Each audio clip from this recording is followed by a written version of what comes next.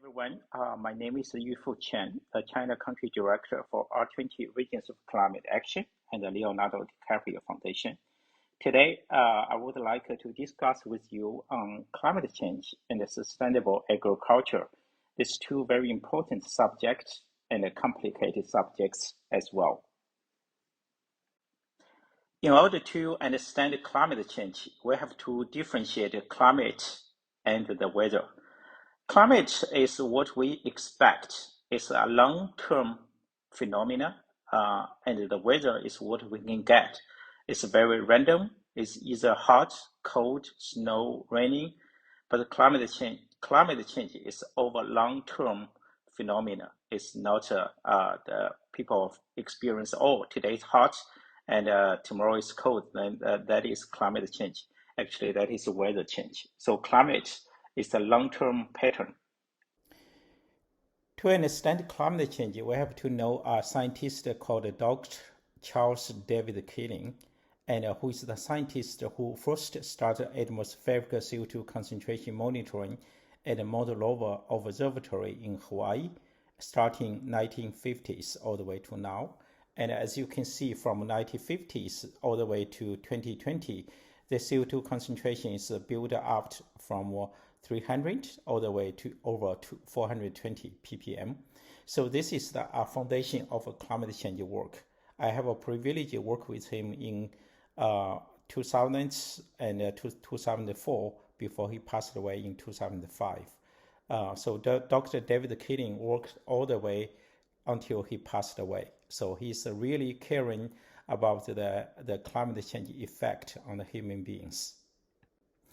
So this is the CO2 concentration historically all the way from 800,000 years ago to now. As you can see, from 800,000 years ago all the way to now, and the CO2 concentration generally are fairly stable before we use the fossil fuels. That means that the natural cycle of the CO2 concentration is quite stable until the human beings discovered the fossil fuels and use the fossil fuels for energy and for transportation and for the industries. So you can see the CO2 concentration today is built up all the way around 420 ppm. I remember very clearly that when I came in the USA in 98, I monitored the atmospheric CO2 myself every day, and at that time the atmospheric CO2 concentration was about 360 ppm. So just within 20 years, it's jumped to 60 ppm in 20 years. It is very alarming. So if we cannot control the CO2 concentration from today on, this will create a lot of disaster in the near future.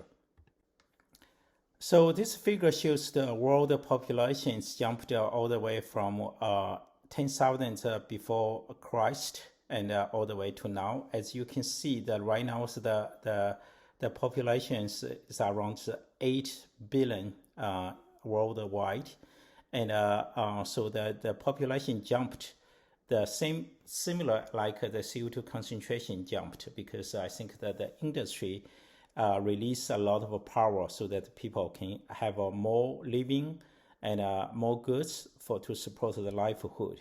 So the population also added the pressure for natural resources, energy use, and transportation, and overall material use.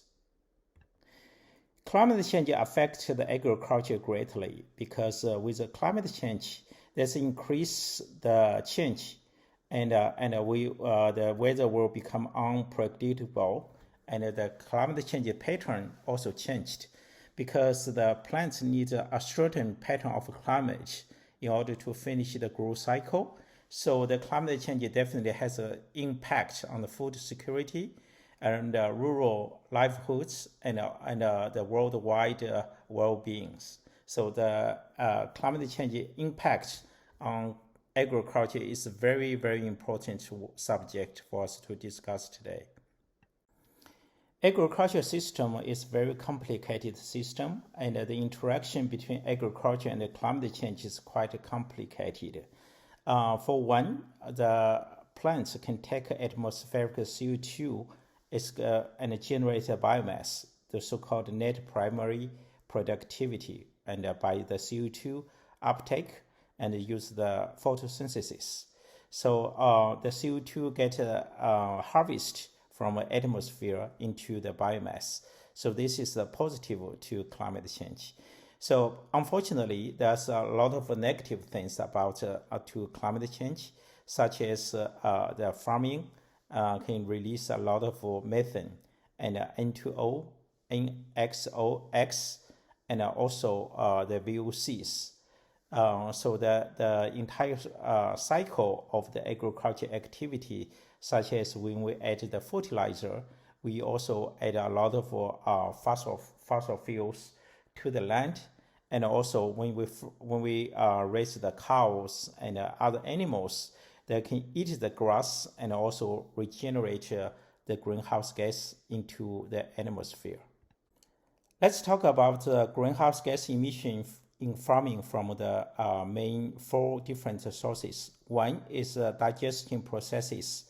Generally, when we talk about the cows, the sheep, and the pigs that we raised, and so this process can generate about 47% greenhouse gas from the farming activities, and the difference can be from the different feed type and the cattle types.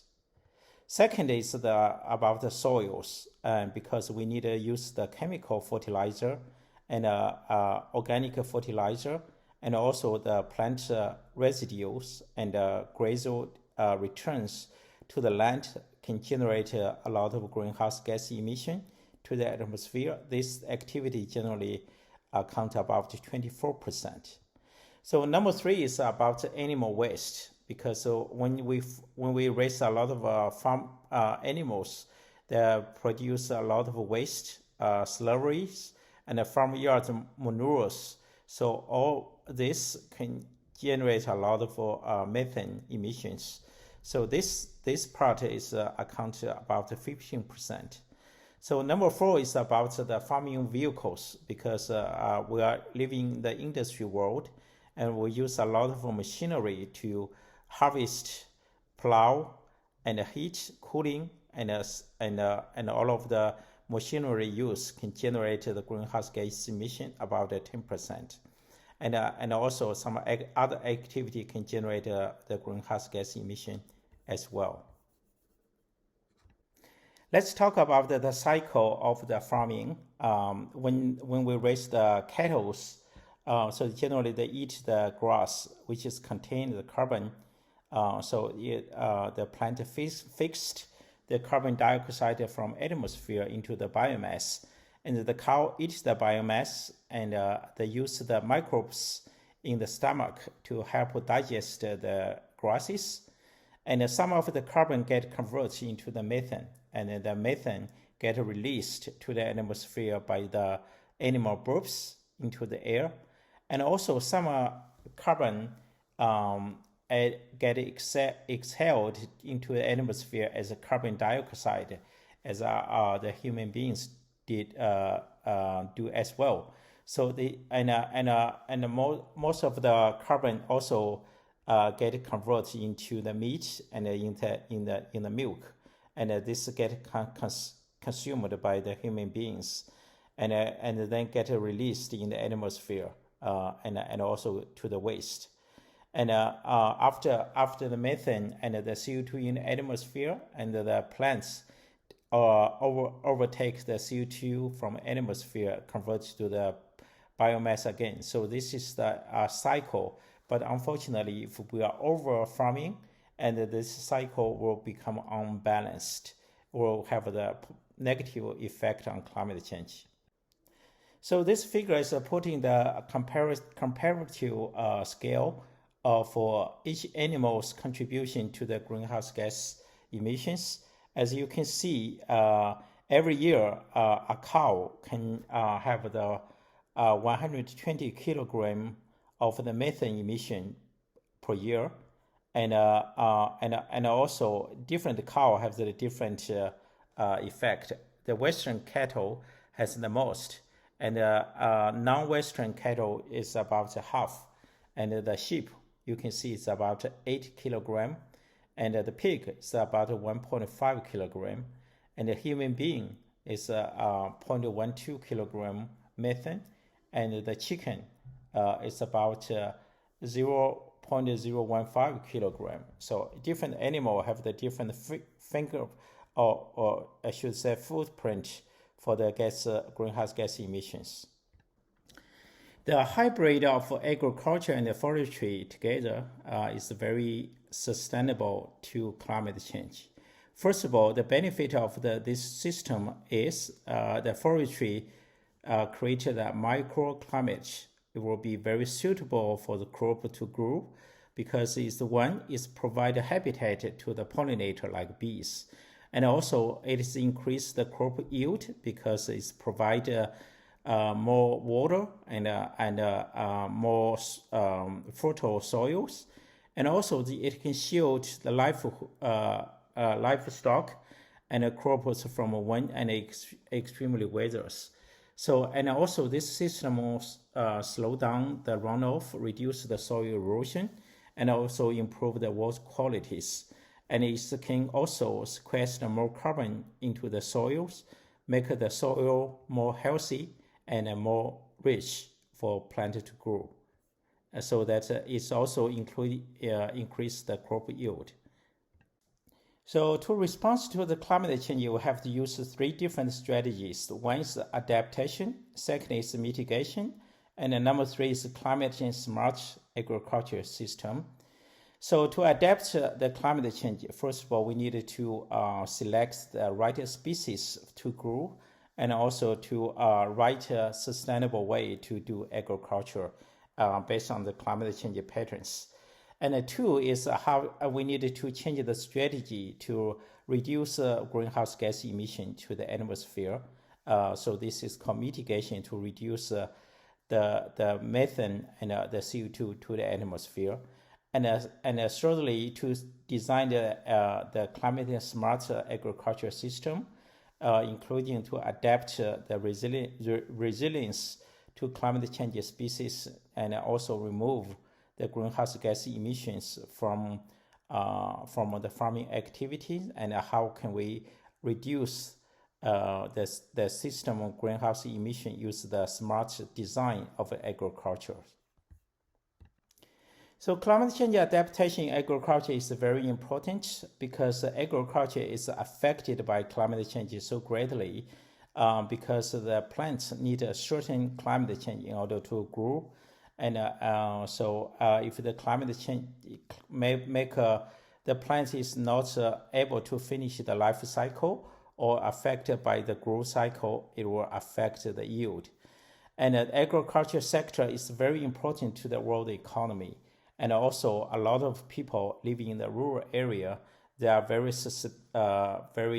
easily to impact by the climate change. And also climate change adaptation agriculture is among the priority in a lot of countries around the world. And also adaptation planning for agriculture sector must be effective. In order to find an effective way, we need to create a smart system in irrigation, in species selection, in harvesting, in the different stages of the farming activities. Agriculture to climate change, generally you have the 2 effects. One is abiotics effects. Generally, as we all know, agriculture yield impacted by temperature changes and also by the precipitation changes. So this is a biotic effect. And also we also have the biotic effects, such as the pests affect the yield, and also the pollinators services. Because right now, it's because of the fertilizer, because the pesticides, a lot of bees and other pollinators are dead, and this affect the productivity to a greater degree, especially in some developing countries. Climate change effect on the agricultural productivity has come from the change of the temperature, precipitation, solar radiation, and atmospheric gas compositions. And all of this link the activity like photosynthesis and also other growth cycles. And this is aggregated effect, has a lot of effect on agriculture, ecosystem, soil, and water resources. So greenhouse gas emissions from atmosphere, as you can see from the figures, methane is a major factor of the agriculture activities. So it's accounted for about 56%. And the carbon dioxide is about 12%. And nitrous oxide is about 31%. So this, you can see we need, in order to control the greenhouse gas emissions, we need to pay close attention to the methane emissions. This figure shows different cattle, different animals, the contribution to the climate change. As you can see, the beef has most the greenhouse gas emission to the world, and then lamb and beef. This is dairy hurdles. This is meat. This is dairy, and also the cheese. A lot of the pigs, as you can see, when we pass to the right side, it will become the vegetarian and the nuts, peas, and all the greenhouse gas emissions much smaller. So that's why we need to eat less beef and lamb in order to help the climate change come to the negative cycle and to reduce the greenhouse gas emission to the world. Because of this, the previous figure, you can see the meat consumption and also especially the beef consumption really increase a lot of greenhouse gas emission to the atmosphere. So there are many celebrities, including James Cameron, Arnold Schwarzenegger, Jackie Chan, and Novak Djokovic, and Chris Paul, and Lewis Hamilton, and many other stars come together to urge people to eat less meat and convert to the vegan or vegetarian diet, because it's for one, it help your own health, and two, to help reduce the greenhouse gas emission to the atmosphere. So if you have not seen this movie, please see the Game Changer. It's by James Cameron and all of these stars, and it is a very good movie for you to understand. In order to have the healthy body, you need to consume less meat, and also in order to have the very healthy atmosphere, we also need to consume less meat or no meat.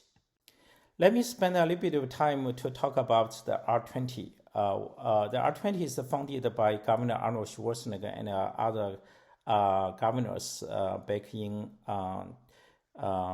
2010 at UC Davis.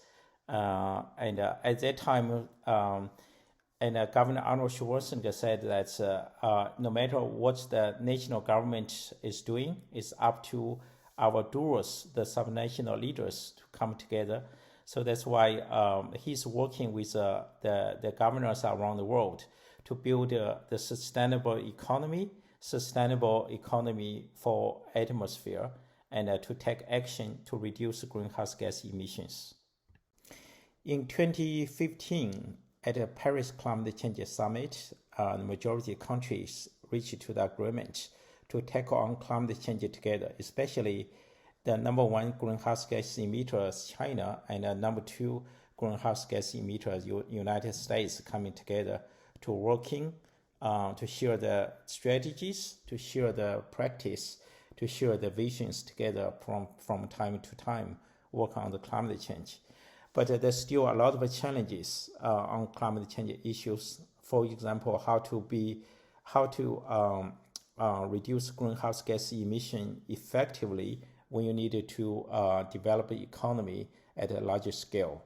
And how can you have the power to develop economy when the power is still short?